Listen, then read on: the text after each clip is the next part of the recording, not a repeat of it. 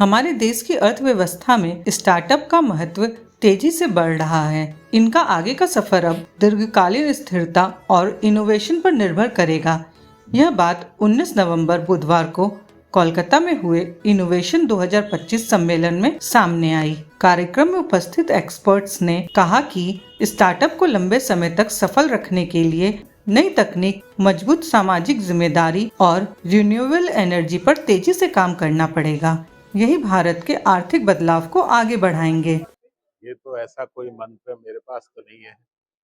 मैं यही बोल सकता हूँ कि आपका यदि आइडिया में शक्ति है, बुलंदी है और आप पूरे लगन से करें, बाकी फिर आपको ईश्वर पे छोड़ देना पड़ता है। कितनी कामयाबी मिलेगी या कम मिलेगी या ज़्यादा मिलेगी, वही कोई मनुष्य कर सकता है। यही जो मन लगा के करिए, सत्य मन से करिए, अच्छे प्रयास करिए, और तो क्या बोलेंगे बताइए आप। एक्चुअली कुछ इंक्यूबेशन का सेंटर होना चाहिए और उन लोग का काफ़ी मेंटरिंग का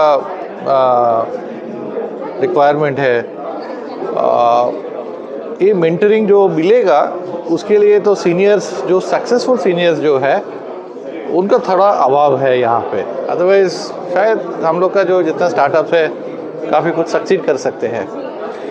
कुछ ऑनलाइन शोज आप लोग तो देख सकते हैं, शार्क टैंक ऐसे कुछ है, बट ऑन द ग्राउंड हर सिटी में कुछ ना कुछ तो इंक्यूबेशन सेंटर होना चाहिए with very senior people assisting them as mentors. ये एक चीज़ है। दूसरा है तो फाइनेंसिंग बहुत ही ज़रूरत है। जब उन लोग काम कर रहे हैं 1-2 साल कम से कम तो प्रोडक्ट बनने के लिए तो टाइम लगेगा, 1-2 बार तो फेल भी हो सकता है, तो उस टाइम पे तो उन लोग को सपोर्ट चाहिए और इमोशनल सपोर्ट भी तो ज़रूरी है। स्टार्टअप तो सभी कर रहे हैं पर सफलता बहुत कम लोगों को मिल रही है, तो आप क्या सफलता के 5 मंत्र देना चाहेंगे यंगस्टर्स को स्टार्टअप के लिए?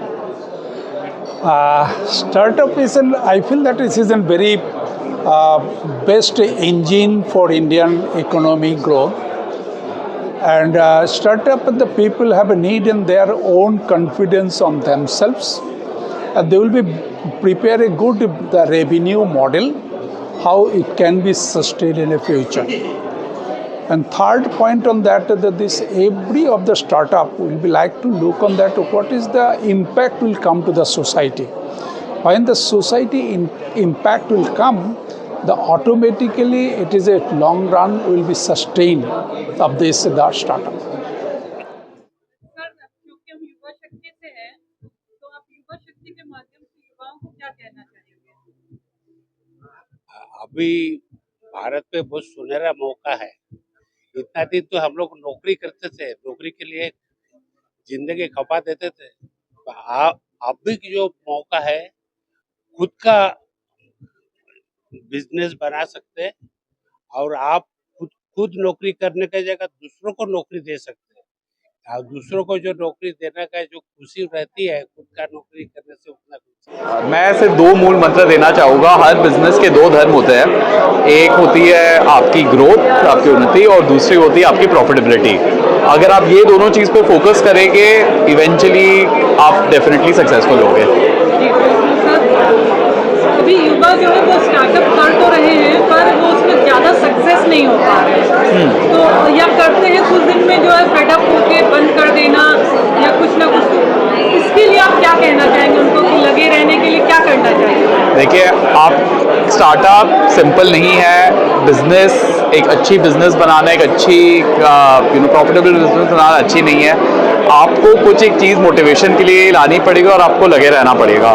मैंने बहुत स्टार्टअप्स में देखा है, काफ़ी पीपल को 5 से 10 साल लग जाते हैं, बट इवेंचुअली सक्सेस मिल जाती है। तो आप जब तक वो 5 या 10 साल नहीं दोगे, आप हार्डवेयर नहीं सीखोगे, वो सक्सेस मिलना मुश्किल होती है। तो लगे रहिए, डेफिनेटली सक्सेसफुल तो होगे, टाइम लगती है।